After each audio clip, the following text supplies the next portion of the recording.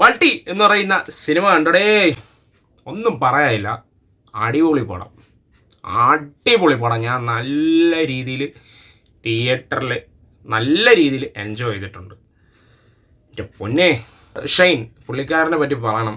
പുള്ളിക്കാരൻ്റെ 25ാമത്തെ പടം കേട്ടാ. ആ 25ാമത്തെ പടത്തിലൊരു കിടിലം കംബാക്ക് വരുത്തിയിരിക്കുകയാണ്, മനസ്സിലായ? അത്രേ ഉള്ളൂ. RDXന് ശേഷം ഒരു കിടിലം കംബാക്ക്. 1-2 പടം ഒന്ന് താഴോട്ട് പോയെങ്കിലും ഈ ഒരു സിനിമയിൽ ഒരു ഗംഭീര തിരിച്ചുവരവ് നടത്തിയിരിക്കുകയാണ് നമ്മുടെ ഷൈൻ ബ്രോ. സൂപ്പർ ആയിട്ടുണ്ട് ബ്രോ, അടിപൊളിയായിട്ടും ബ്രോ. പക്ഷേ ഇത് പടമാണ്, ഇത് ഒരു കമേഴ്ഷ്യൽ പടം. ഒരു കുഴപ്പമില്ല, നമുക്ക് നല്ല എൻജോയ് ചെയ്ത് കാണാൻ പറ്റിയ പടമാണ്. ഉണ്ണി ശിവലിംഗമാണ് ഈ സിനിമ സംവിധാനം ചെയ്തിരിക്കുന്നത്. മ്യൂസിക് ചെയ്തിരിക്കുന്നത് സായി എടുത്തു പറയണം. ഓരോ സീൻ ബൈ സീൻ അതിൽ ഇപ്പം ഒരു കിട്ടില്ലൊരു സാധനം, ഒരു കിട്ടില്ലൊരു ഇമ്പാക്റ്റ് വരുന്നത് ഈ സായിയുടെ ഒരു ബാക്ക്ഗ്രൗണ്ട് സ്കോർ ഇട്ട് കയറ്റം വേണം. അവിടെ ഒരു സീന് നല്ല ബൂസ്റ്റ് ചെയ്ത് കയറണം കേട്ടോ.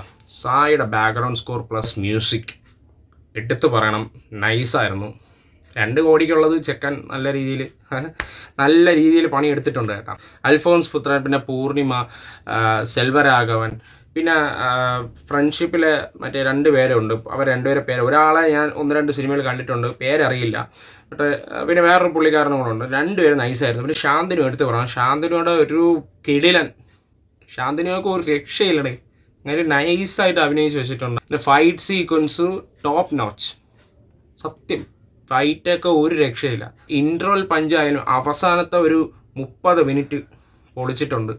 പിന്നെ ലാസ്റ്റ് ഒരു സീനുണ്ട് മോനെ, അത് കിട്ടില്ല സീനായിരുന്നു കേട്ടോ. ഓവറോൾ എനിക്ക് പറയണമെങ്കിൽ നൈസ് തിയേറ്റർ എക്സ്പീരിയൻസ് നൽകിയ സിനിമയാണ് ബൾട്ടി. ഒരു തമിഴ് പടം കണ്ടൊരു ഫീൽ. ഒരുപാട് തമിഴ് പടങ്ങളൊക്കെ കണ്ടിട്ടുണ്ടല്ലോ, അടിയും ബഹളവും കുത്തും കബഡി പോർഷനും ഒരു രക്ഷയില്ല. മൊത്തത്തിൽ പടം തൂക്കി അടിച്ചിട്ടുണ്ട്. എൻ്റെ അഭിപ്രായമാണ് കേട്ടോ, എൻ്റെ മാത്രം അഭിപ്രായമാണ്. അപ്പോൾ